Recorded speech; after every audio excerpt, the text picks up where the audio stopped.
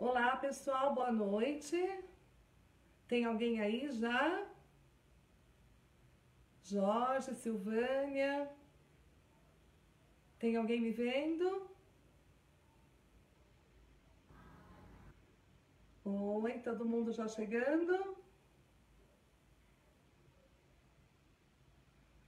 Silene, tá me assistindo? Mário Mares, tá aí? Marcelo, tá dando certo? Vocês conseguem me falar um oizinho? Aí, tudo bem então. Acho que agora tá tudo certo, né? Podemos começar? Obrigada, Silene. É que estava difícil de entrar aqui. Bom, desculpem a demora para começar. Podemos já falar? Boa noite, Ana Paula. Oi, Cris. Que bom, todo mundo aí. Seu Arthur. Silvânia, boa noite. Que bom, tudo certo? Irenice, que bacana, saudades da Irenice. Janaína, boa noite. Ronaldo, boa noite.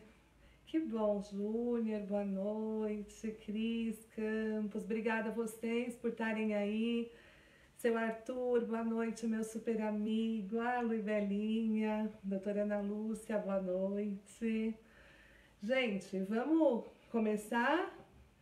José Fernando, que bom poder falar com vocês hoje.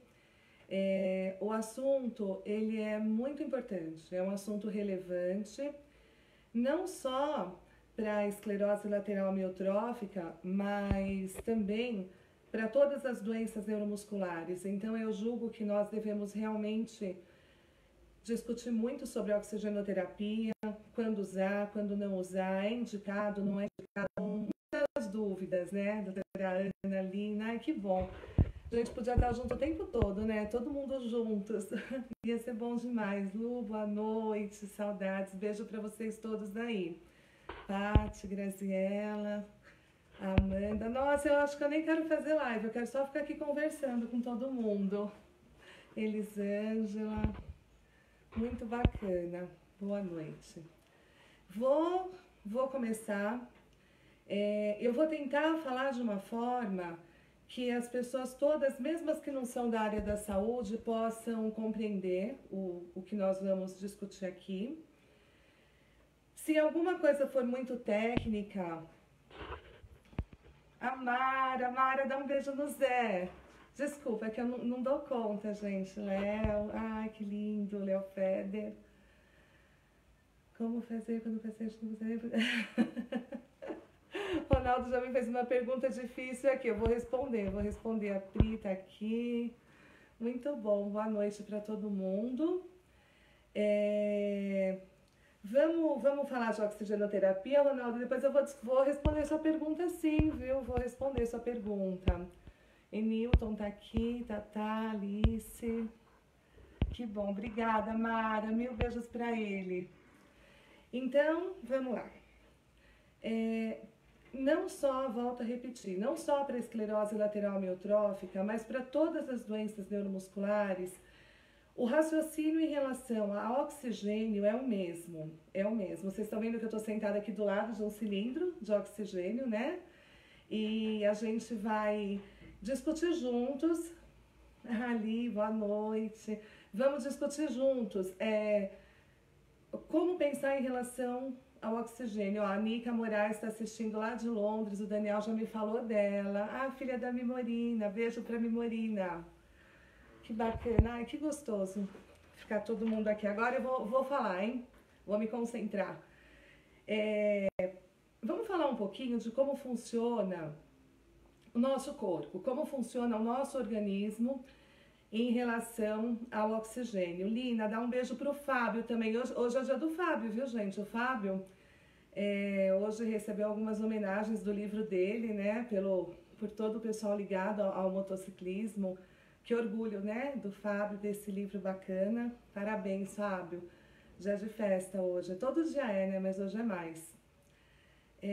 Gente, lembrando também que dia 28 nós vamos estar lá no Rio de Janeiro, todo mundo, né? 28 de março, vai ter um simpósio bacana, o pessoal do Rio que estiver assistindo já vai guardando um pouco de pergunta para fazer lá no Rio.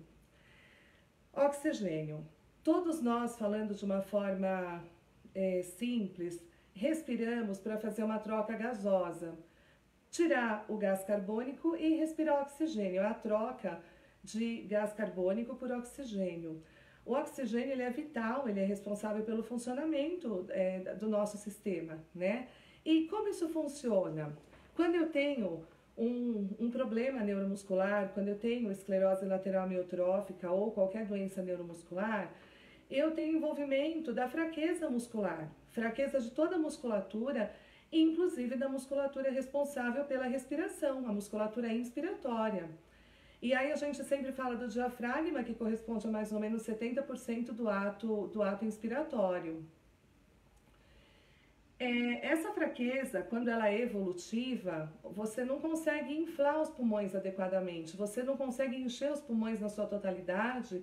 Com isso, a troca do oxigênio pelo gás carbônico vai se tornando inadequada. Você começa a reter gás carbônico e receber menos oxigênio. A princípio, durante o sono mais profundo, que é o sono REM, todos nós temos os músculos mais relaxados. A gente fala que o tônus muscular, ele diminui.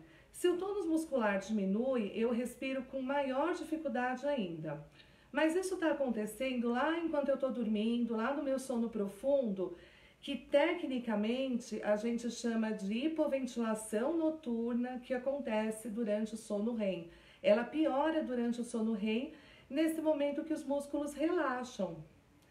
E aí, você não consegue fazer uma troca gasosa adequada. A princípio, quando você... gente, eu não resisto ao Daniel Bezerra, lá de longe está aí com a gente, a Vanessa. A princípio, quando você está dormindo, você tem uma troca inadequada e começa a reter, aí o gás carbônico começa a ficar retido e o oxigênio diminui. Mas durante o dia você não sente nada, tá tudo bem. Então você, a princípio, não percebe. Ao longo do tempo, você começa a ter alguns sinais dessa falta de oxigênio no período noturno. E são sinais como dor de cabeça de manhã que passa logo que acorda sem remédio, ou sinais mais complicados como emagrecimento, às vezes muito sono durante o dia. Agora eu quero lembrar que qualquer pessoa que não tenha doença neuromuscular, mas que tem, por exemplo, a apneia obstrutiva do sono, também tem esses sinais de manhã, durante o dia. Então, esses sinais isolados, eles não representam nada. A importância deles se dá dentro de um conjunto, que você vai fazer uma avaliação com o médico, com um fisioterapeuta respiratório, e aí nesse momento você vai entender se esses sinais que você tem de hipoventilação noturna, eles estão associados ou não a uma fraqueza da musculatura inspiratória. Isso acontece a princípio. Com o passar do tempo, você começa a ter sinais durante o dia mesmo, e aí os níveis de oxigênio durante o dia começam a ficar baixos. O que é oxigênio normal? Oxigênio normal, para nós que não temos nenhum problema pulmonar, é uma saturação de oxigênio igual ou maior a 95%.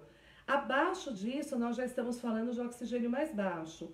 Entre 90 e 94, você vai tolerando. Você vai tolerando, a troca gasosa está acontecendo. Abaixo de 90, para nós é inadmissível. Para nós que temos esclerose lateral amiotrófica e outras doenças neuromusculares e não temos problema pulmonar. Pessoas sem nenhum problema pulmonar prévio. Se a gente pensar em pessoas com bronquite, com asma, com enfisema pulmonar, isso vai ser uma exceção e eu posso falar disso no final. Por enquanto, vamos pensar em pessoas com doenças neuromusculares, com fraqueza da musculatura inspiratória, que não tem problema pulmonar. Então, você vai à noite, evoluindo com essa hipoventilação noturna, vai tendo uma troca gasosa prejudicada. A princípio, está tudo bem com a saturação de oxigênio diurna. Ao longo do tempo, essa saturação de oxigênio durante o dia começa a cair. E se você fizer um exame, você vai ver que o gás carbônico durante a noite está mais alto. Se você fizer um exame de gasometria arterial, ou se você fizer um exame de capnografia, que seria o padrão ouro, né, para a gente ver, você vai saber que você está retendo gás carbônico durante o sono. Bom, Num primeiro momento, isso seria muito óbvio que se você está desaturando, você precisaria usar BIPAP à noite. Então já fica essa dica e já vai responder a pergunta aí da Lene e um pouquinho da pergunta do Ronaldo. A pessoa só quer usar BIPAP durante o dia e não quer usar durante a noite, mas a hipoventilação noturna, ela acontece durante a noite. A princípio, você tem fraqueza muscular, mas de dia você está dando conta, você está respirando, você está trocando o gás carbônico pelo oxigênio. À noite, não. À noite, olha, eu dançando, assistindo aí da Irlanda. Oi, Dani, que delícia te ver aqui. Eu nem imagino como tá aí na Irlanda. Aí é sempre de noite, né? Eu não vou perguntar se está de noite. Então, a princípio, você está com oxigênio baixo durante o dia já, você precisa de ventilação. Mas essa pessoa vai parar no hospital porque ela está com a saturação baixa, está com falta de ar. O que vocês acham? Qual é a primeira conduta que a recepção do hospital vai fazer quando você chega com falta de ar e oxigênio baixo? Eu espero que alguém me responda aqui na live qual é a primeira conduta do hospital quando você chega lá. Tô com falta de ar e eu tô com meu oxigênio baixo, né? E essa pessoa não usa ventilação. Ou ela não usa ventilação ou ela vai para o hospital sem o ventilador, o que eu considero pior ainda. Algumas pessoas, como a Lene escreveu ali, que o marido dela só usa o BIPAP durante o dia e não usa de noite. Ele pode evoluir com uma falta de ar tremenda durante a noite, porque ele está hipoventilando durante o sono REM. Ele pode acordar com falta de ar, ele vai estar com oxigênio baixo e eles vão para o hospital. Quando eles chegarem no hospital, o que o médico vai fazer? Ele não leva o BIPAP. O médico vai colocar ele no oxigênio. Mas ele não tinha nenhum problema pulmonar, nenhum problema. Ele não tinha asma, ele não tinha enfisema, ele não tinha bronquite, ele não estava com pneumonia, com nenhuma infecção nos pulmões. Mas ele estava com oxigênio baixo, estava com falta de ar. O médico vai por oxigênio, ele não levou o BIPAP dele ou ele não usa BIPAP. Quando o médico colocar oxigênio nessa pessoa que chegou lá com falta de ar, é isso mesmo, Amanda, a Grazi vai colocar oxigênio. Mas não tem ventilador, a pessoa tem um ventilador em casa e não levou, ou ela não tem ventilador, ela nem foi diagnosticada com a indicação de ventilação. Quando colocar no oxigênio, o que o nosso sistema nervoso central vai entender? O que vocês acham que ele entende? Ele entende assim, olha, não precisa mais respirar fundo nem forte, porque já tem oxigênio aqui, já colocaram oxigênio aqui. E aí o nosso sistema nervoso central faz com que a gente comece a respirar cada vez mais fraco, mais superficial. Quanto mais eu respiro fraco e superficial, mais eu acumulo que gás vocês acham? O gás carbônico, certo? Então, eu começo a acumular gás carbônico de novo e eu tô com oxigênio no nariz, mas eu ainda tô com falta de ar. E por que eu tô com falta de ar? Porque eu não tinha nenhum problema nos pulmões, eu tinha um problema muscular. Eu estava fraca e eu precisava de alguma coisa que me ajudasse a respirar. Como a cadeira de rodas serve para as pernas fracas, o ventilador serve para o diafragma fraco.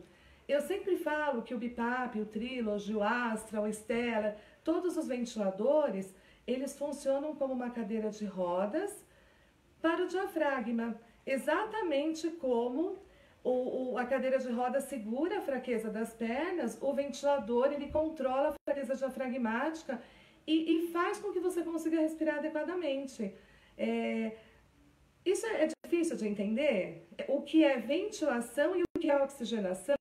Então, essa pessoa que a princípio não tinha nenhum problema pulmonar e foi para o hospital com falta de ar e com oxigenação baixa e recebeu oxigênio, ela continuou com falta de ar porque ela não recebeu ventilação, ela não teve o apoio do diafragma. As pernas dela que sentam e descansam na cadeira, o diafragma não sentou e descansou no ventilador.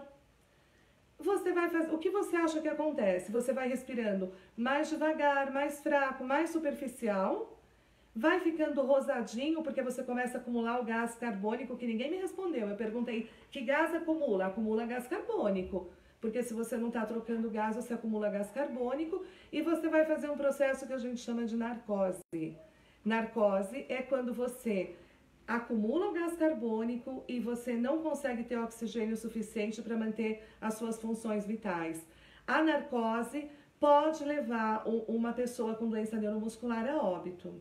Então, primeira fala, para as pessoas que têm hipoventilação noturna durante o sono REM, fraqueza muscular, não usam BiPAP no período noturno, dormem sem o apoio de uma ventilação, se forem parar no hospital com os pulmões limpos e com falta de ar, elas não têm que ser oxigenadas, elas têm que ser ventiladas. Essa é a primeira fala.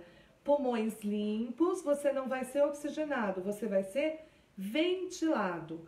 Portanto, quem estiver nessa situação, como o marido da Lene, se acordar com falta de ar e com os pulmões limpos, sem catarro, sem infecção, é só colocar o BiPAP, aumentar os parâmetros do BiPAP ou de qualquer ventilador e vai se sentir melhor.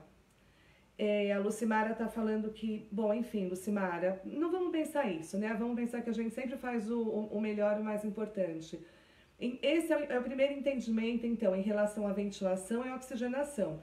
Vamos agora para o segundo caso. Eu quero contemplar todas as situações. Então, a primeira situação que eu falei é de uma pessoa que não tem nenhum problema pulmonar, não tem secreção, não tem pneumonia e ela está com falta de ar e está com a saturação baixa. Isso só pode estar acontecendo ou porque ela não está usando o BiPAP adequadamente ou porque ela não foi avaliada adequadamente pela pessoa, pelo médico, pelo hospital, pelo serviço, pelo físio, por quem acompanha, e ela está sem BiPAP quando ela precisava estar. Gente, eu vou corrigir uma coisa aqui, porque eu não posso falar BiPAP. Não é assim, é ventilador, né? Tem o ventilador de suporte pressórico simples, que é o BiPAP, que são os ventiladores da ResMed, que é o VPAP, o ST, e tem os ventiladores de suporte intermediário, que são o Stellar, o A40, e tem os de suporte à vida, que são o Astra, o Trilogy. Então, o ventilador, né? Ou a pessoa está sem o ventilador, porque ela não teve a indicação correta, ou a pessoa não está usando o ventilador. Aí, qual é a situação? Leva o BiPAP, isso mesmo, várias pessoas falaram isso agora. Leva o BiPAP, o ventilador para o hospital, em qualquer situação. Pode fazer o ambu em uma situação dessas? Deve fazer o ambu, né? Quem não tem um ventilador em casa, vai ambuzar sim, vai ambuzar. Simone, mas e se a saturação tiver 40, 50, só ambuzar vai resolver? Não sei, a gente tem que ambuzar. Pode ser que nesse caso, porque a situação está muito grave, você precise suplementar um pouquinho de oxigênio no ambu. E como é que você vai suplementar esse oxigênio no ambu? A gente vai ter aqui um ambu, eu tenho um ambu, não tenho? Meu ambu? Ele tem uma bolsa válvula. Todo ambu vem com essa bolsa válvula que a gente costuma guardar no saquinho e não usa. Então eu vou pôr a bolsa válvula no ambu, eu vou pegar aqui o meu conector de oxigênio, vou colocar aqui embaixo, tem um pininho aqui do lado do ambu, todo ambu tem esse pininho, tá vendo? Eu vou encaixar aqui, vou ligar a um cilindro pequeno de oxigênio, 1 litro, 2 litros, e aí eu vou ambuzar. Ambuzar desse jeito, uma pessoa que está com uma saturação muito baixa, com oxigênio no ambu, é absolutamente indicado, é necessário, pode ser vital. Então você pode chegar no hospital, procurar um cilindro de oxigênio, levar o seu ambu, colocar aqui e pedir que o paciente seja ambuzado desta forma. Essa situação ficou clara? Algumas pessoas estão contando que quando teve intercorrência respiratória, não tinha ventilador, então fez o ambu com bastante pressão, mas eu não consigo ver o resto da história. Eu acredito que tenha dado certo. Resumindo, não tem problema pulmonar, não está usando ventilador à noite, por qualquer motivo que seja, tem que ir para o hospital e tem que ser ambuzado, tem que ser ventilado e não tem que pôr oxigênio puro. Em nenhum momento, agora sim a gente vai falar uma coisa muito séria. Eu já entendi que toda pessoa com doença neuromuscular, com esclerose lateral amiotrófica ou com outras doenças neuromusculares, todas essas pessoas têm fraqueza muscular, todas, num grau menor ou maior. Uma pessoa que é muito boa, ela tem uma boa avaliação respiratória, ela não tem indicação de ventilação, mas ela pegou uma pneumonia, uma gripe terrível. Ela pode sim sentir falta de ar e precisar, nesse momento, nesse processo de ventilação. Então, mesmo quem é muito bom, quando entra num quadro de inflamação, de infecção, tem necessidade de um suporte ventilatório. E aí sim vai ser a segunda pessoa. Eu falei da primeira pessoa, que era a pessoa que só tinha fraqueza muscular. E essa pessoa precisava de ventilação, primariamente de ventilação, e não tinha indicação nenhuma de oxigenação. E agora eu estou falando dessa pessoa com pneumonia. Essa pessoa está com o pulmão encharcado de secreção. O que ela faz? Ela vai usar o ventilador dela. Enquanto ela estiver tomando antibiótico, enquanto ela estiver com o pulmão cheio de secreção, ela vai usar o ventilador dela e ela vai suplementar o oxigênio atrás do ventilador dela. Todos os ventiladores intermediários ou de suporte à vida, eles têm esse pininho, que aí vai ser a mesma coisa. Eu vou pegar aquele circuito que eu trouxe lá, do cilindro de oxigênio, e vou colocar aqui atrás. Na vigência da infecção, enquanto você tiver infecção, enquanto você tiver secreção no peito, você precisa ventilar com oxigênio aqui atrás. Por quê? Se eu não precisava de oxigênio antes, por que agora eu preciso de oxigênio? Porque agora, você além de estar com problema de ventilação, você está com problema de oxigenação. Os seus pulmões estão cheios de secreção. Se eles estão cheios de secreção, a secreção dentro dos pulmões, ela vai funcionar como uma barreira para a troca gasosa. O oxigênio e o gás carbônico não vão ser trocados. E o agravante é, além deles não serem trocados adequadamente pela questão da ventilação, da falta de ventilação adequada que a fraqueza diafragmática causa, essa troca não está ocorrendo adequadamente porque também está faltando oxigênio, porque agora eu tenho muita secreção dentro dos meus pulmões e essa secreção funciona como uma barreira, impedindo com que a troca gasosa, a troca do oxigênio pelo gás carbônico aconteça. E aí vai começar a faltar oxigênio. Vai faltar oxigênio nos órgãos vitais, vai faltar oxigênio nos músculos, então eu preciso suplementar oxigênio. E eu vou suplementar oxigênio, então mais uma vez eu vou mostrar para quem entrou agora. Todos os ventiladores de suporte intermediário e de suporte à vida têm atrás deles um lugar para você suplementar oxigênio. Se isso não acontecer, você precisa de um conector, um conector com uma porta de oxigênio que você vai colocar lá no BIPAP, na saída do seu ventilador. Se o seu ventilador for simples, você vai colocar entre a máscara aqui, a traqueia. Eu prefiro colocar aqui, acabou a máscara, coloca aqui. Algumas pessoas põem lá atrás na saída do ventilador, mas eu prefiro aqui que está mais proximal. E você vai suplementar dessa forma. Não tenham nem dúvida, a Silvia está lembrando do Coffee Assist, não tenham dúvida, se você tiver, ou você precisa remover essa secreção de alguma forma, então você vai remover essa secreção com ambu e tosse, e aqui ó, o ambu, nessa situação, ele entra com oxigênio, com a bolsa, a válvula, e você vai fazer o ambu para ajudar a remover a secreção suplementado de oxigênio. Então, coisas diferentes. Agora, essa segunda pessoa, ela tem um problema de ventilação e de oxigenação, porque ela tem uma infecção pulmonar. Eu vou comentar isso, não é o objetivo da live, mas eu acho importante. Algumas pessoas, quando tem a indicação, obrigada Marcelo, quando tem a indicação do ventilador, acha que não precisa mais usar o ambu. Olha como isso é grave. O ventilador, ele é... audiência na Irlanda, audiência em Londres, eu tô morrendo de amor. Eu queria parar de falar e só bater papo com todo mundo, mas eu não posso, eu vou me comportar. Eu não vi a pergunta da Neide. Pergunta de novo, Neide. O Francisco falou que a pergunta da Neide foi excelente, mas eu infelizmente não vi. Ela passou, porque eu vou tentar descer aqui. Quando o paciente gela e engorda, pode prejudicar a respiração dele. Neste caso, o paciente está no respirador ventilar. Sem dúvida, né? Se você engorda, quando o paciente está mais gordo, quando a pessoa está mais gorda que o normal, ela vai ter mais dificuldade para respirar. Então, aí, além da fraqueza diafragmática causada pela esclerose lateral amiotrófica ou pela outra doença neuromuscular, além dessa fraqueza, você vai estar com né, um conteúdo tecido maior aqui comprimindo o tórax, você vai precisar aumentar os parâmetros. Isso não é um problema para ventilar.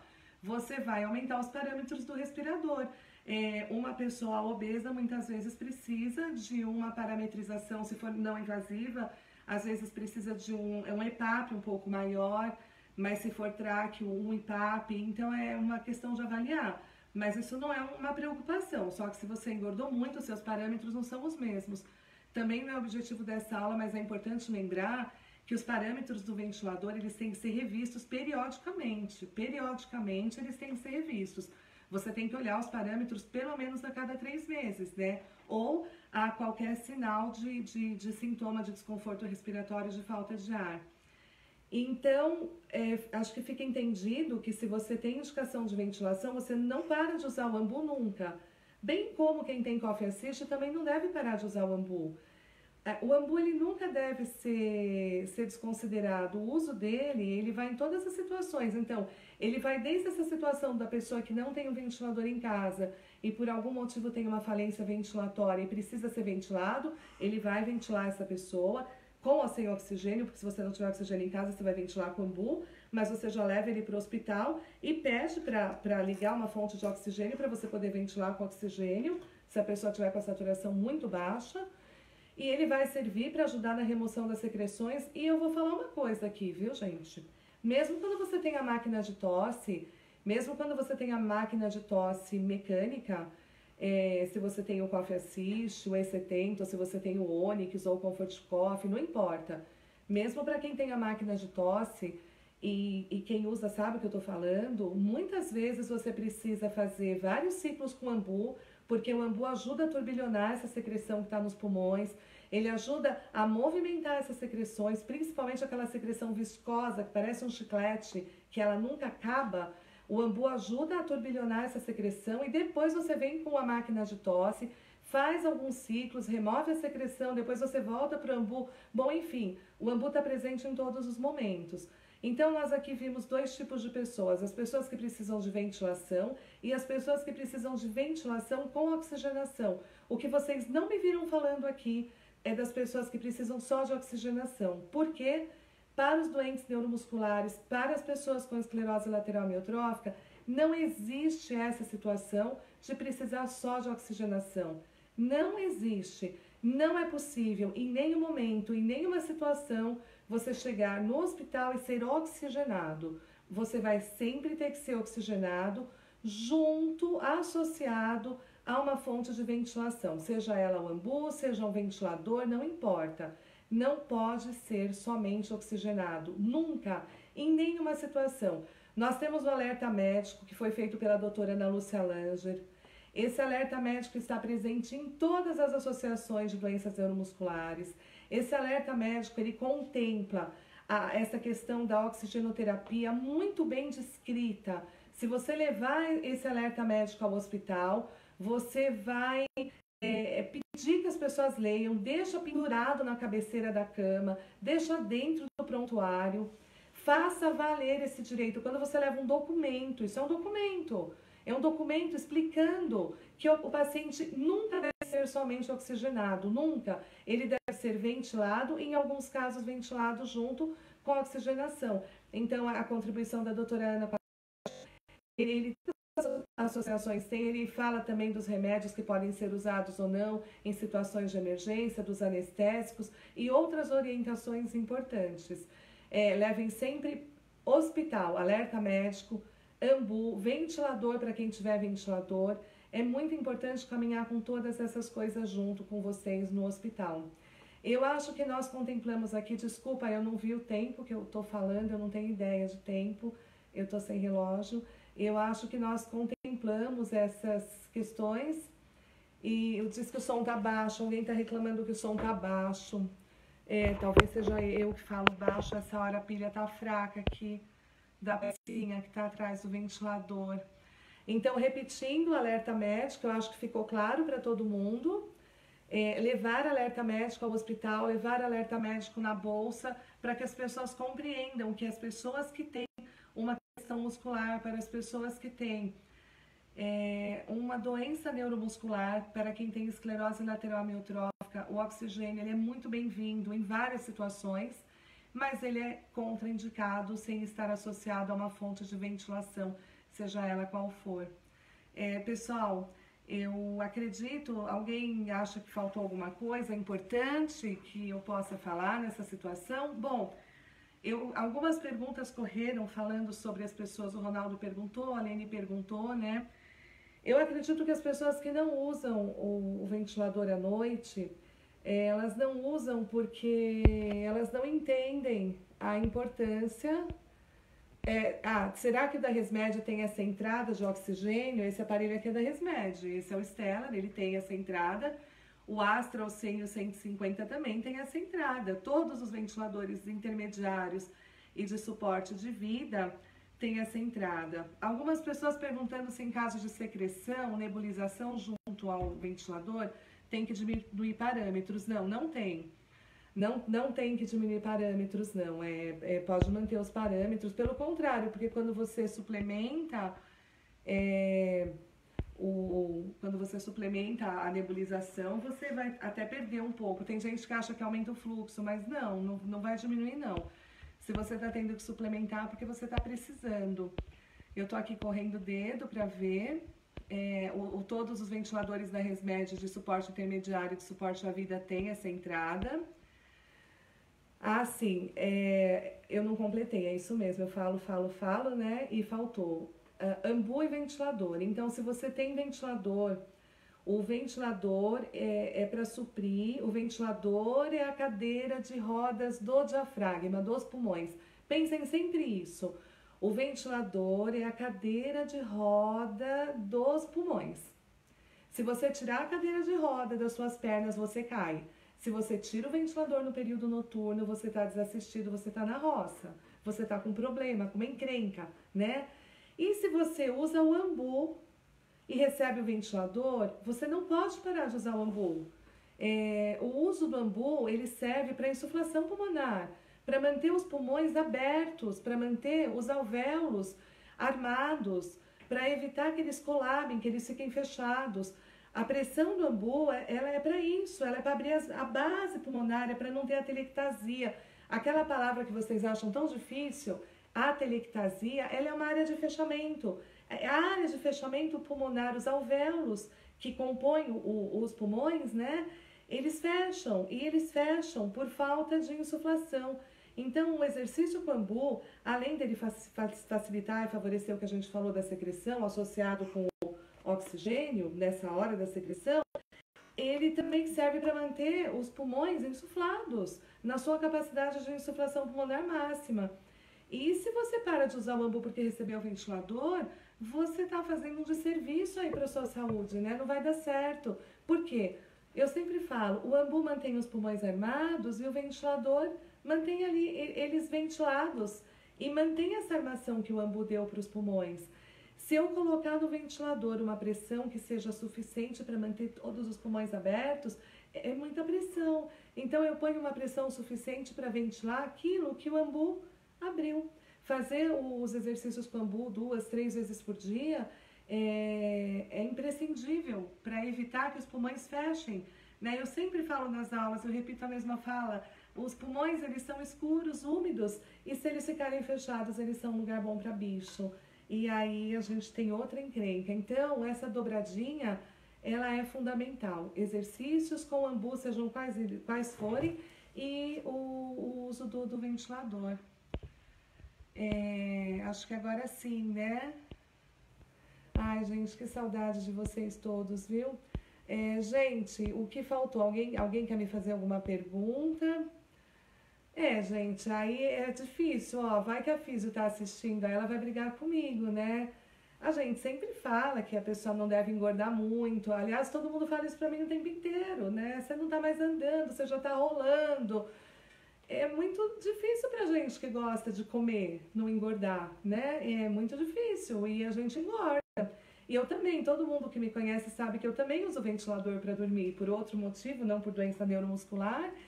E eu, às vezes, preciso alterar meus parâmetros, sim, porque tem dias, né, que eu exagero.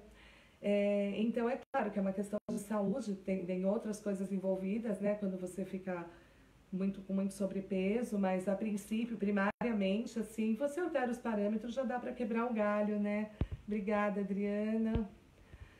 Ai, gente, a Neide diz que o som tá baixo e eu tô aqui no máximo do meu aparelho. Ó, eu não posso nem reclamar do aparelho, que foi presente de alguém que tá aqui no grupo e o aparelho é bom.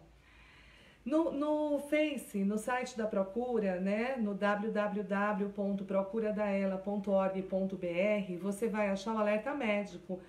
Eu aconselho que vocês imprimam o alerta médico, plastifiquem 2, 3 cópias e levem com vocês. E imprimam mais algumas cópias simples em caso de internação para deixar no hospital. Minha mãe optou por não realizar a traque. O que a família faz na urgência se acontecer de no PS forem entubar? Essa pergunta, Fabiana, ela é uma pergunta que envolve muitas questões éticas. Eu precisaria depois falar com você melhor, né, no privado. O doutor Rodrigo também pode falar. Mas a gente tem um problema, depende. Porque eu não posso falar para você, nunca deixem entubar a sua mãe. Sabe por quê?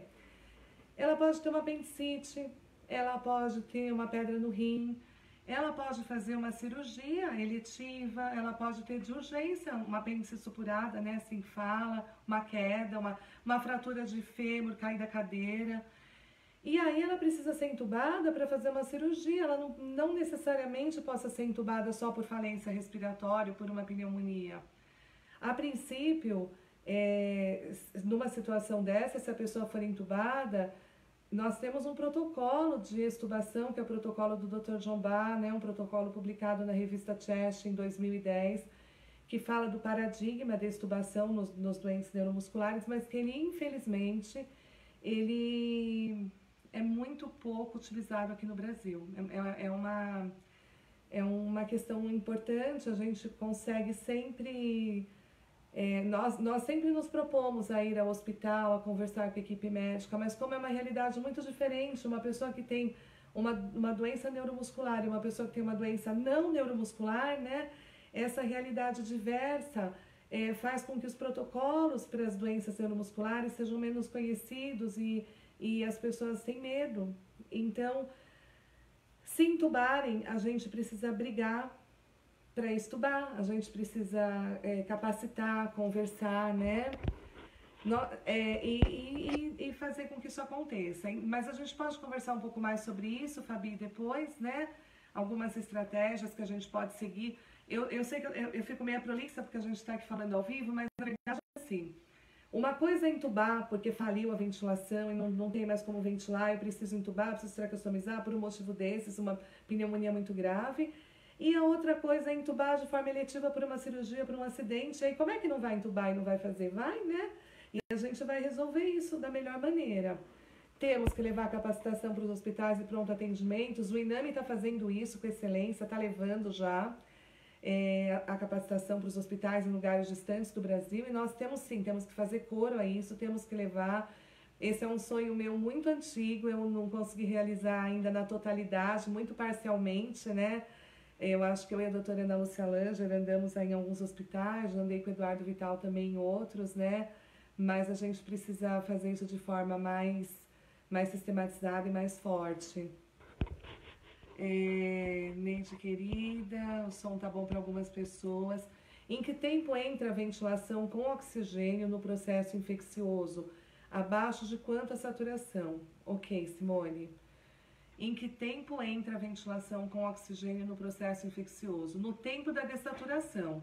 Se você tem uma pneumonia, você está com problema pulmonar e a sua saturação está abaixo de 95, você deve suplementar oxigênio na ventilação.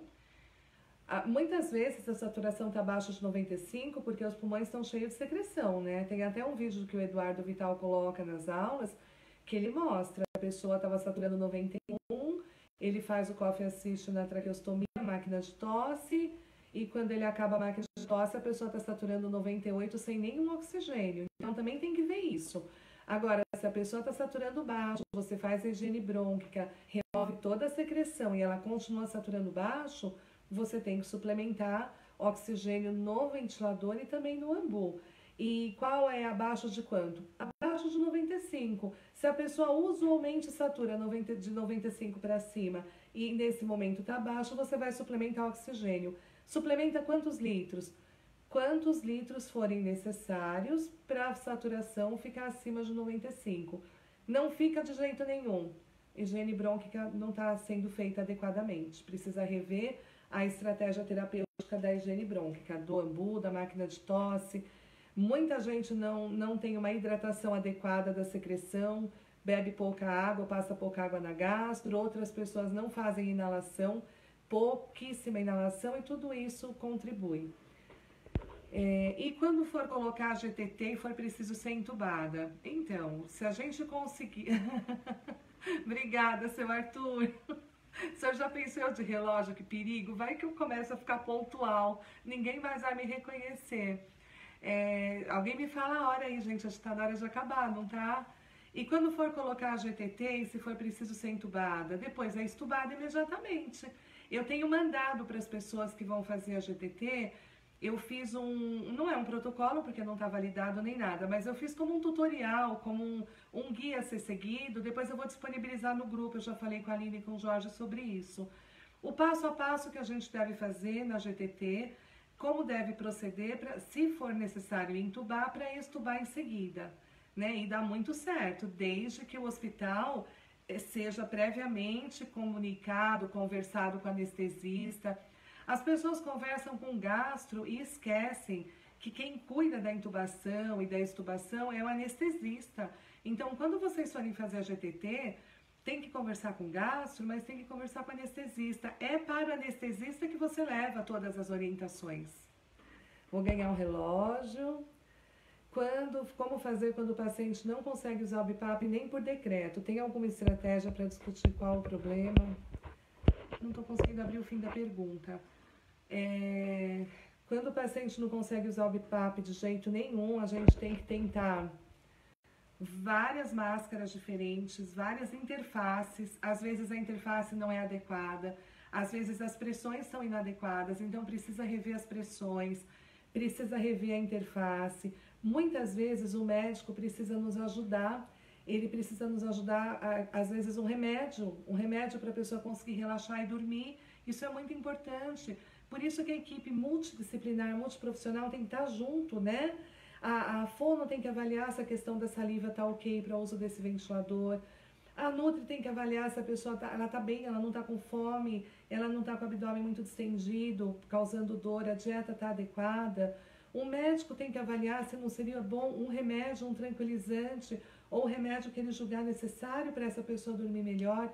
O físio tem que ver se a estratégia terapêutica, se a máscara, que a gente chama de interface, se ela está adequada e se os parâmetros estão adequados. São muitas variáveis antes da gente falar que a pessoa não quer usar o ventilador, né? Muitas vezes a abordagem que precisa melhorar. O Synchrony 3, para Luana, que saudade de você. Fala para o Paulo, viu? Que eu tô sempre pensando nele, eu nunca respondo as mensagens dele. Um beijo para vocês aí. O Synchrony 3 tem essa entrada para oxigênio? Não, ele não tem. Você precisa arrumar um conector de oxigênio. E quem não tiver o conector e não achar para comprar, fala comigo que eu dou um jeito de pedir pro Jorge entregar. Eu não vou entregar nunca, né? Mas eu consigo o conector para quem não conseguir comprar onde tiver, se estiver muito longe. Aí vai colocar o conector, então tem a máscara, vai colocar aqui entre a máscara e a traqueia, tá bom? A Vandercy, que linda. Daniel, saudades de você, viu? Sucesso nessa sua profissão nova. A Alina tá lembrando que o pino para a entrada do oxigênio da Resmed, ele vem separado na bolsa, né? Procura na bolsa do aparelho que deve estar lá. Ela tá falando disso daqui, ó. Esse pininho aqui, que vocês estão vendo aqui atrás, ele é solto, tá vendo? Então, cuidado para não quebrar. Muita gente não gosta de deixar aqui atrás porque tem medo de quebrar, né? Eu falo para deixar, porque é melhor na hora da emergência você deixar. O paciente está traqueostomizado em ventilação contínua, em caso de procedimento hospitalar, alguma ajuda? Poxa, eu não estou conseguindo abrir o ver mais. Ele para, Grazi, Ele para, em caso de procedimento hospitalar, alguma ajuda para manter o ventilador que o paciente usa sem trocar pelo do hospital. Acredito que o ventilador é como um sapato. Perfeito, isso mesmo, sim. O ventilador ele deve ter um certificado de calibração fornecido pelo fabricante ou pelo revendedor. Você deve pegar o certificado de calibração, levar à diretoria do hospital, conversar com a engenharia clínica do hospital e mostrar que o ventilador tem procedência, que o ventilador tem o certificado de calibração, está adequadamente calibrado. Se o pessoal da equipe, fisioterapia, equipe médica e enfermagem não conhecer o ventilador, pede ajuda para um representante da marca do ventilador ir até o hospital treinar a equipe. Muitas vezes o hospital não sabe manejar aquele ventilador, né? Não consegue fazer, destravar, programar. Então, é só pedir, todos os representantes são sensacionais, sempre nos atendem indo ao hospital treinar a equipe, nós também podemos ajudar, mas o certificado de calibração é um documento. É uma norma em muitos hospitais que não pode entrar aparelho de fora. Mas aí você vai pedir para o seu médico, você vai ter vários argumentos para explicar que uma pessoa que está acostumada com ventilador de suporte à vida, ele não pode entrar no hospital e ficar com um ventilador de nível inferior, um suporte intermediário ou básico. Essa é uma briga, viu? É uma briga, não é fácil não, é uma briga. Eu acho que todas as associações têm que estar capacitando dentro dos hospitais, sim, Marília, para a gente não falar grego. Eu acho que a capacitação ela é um projeto imenso e que ela não deve acabar nunca. Paciente com traqueostomia precisa fazer ambu? Sim, precisa fazer ambu sempre. Ambu sempre. O paciente com traqueostomia, ele só mudou o lugar da entrada do ar. Ele é o mesmo paciente, é o mesmo pulmão, são os mesmos pulmões. Só que ao invés dele respirar pela máscara, ele respira pela traqueia. Nada mudou. Nada mudou. Ele precisa, né? Vocês veem quantos pacientes com traqueostomia a gente vê tendo problema de rolha, de atelectasia, de excesso de secreção, porque acha que fez a traqueostomia, não precisa mais fazer os exercícios para expandir os pulmões. Então, não, precisa fazer os exercícios com ambu do mesmo jeito que os pacientes que têm máscara precisam fazer.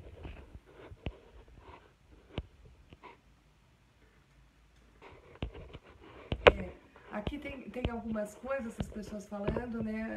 O Marcelo falando, né? Minha mãe só conseguia usar porque dormia. O ar incomodava no rosto e não pegava no sono, então precisa encontrar a melhor forma. É o que a gente falou, né? Precisa a equipe inteira estar junto, o melhor remédio, o melhor indutor de sono.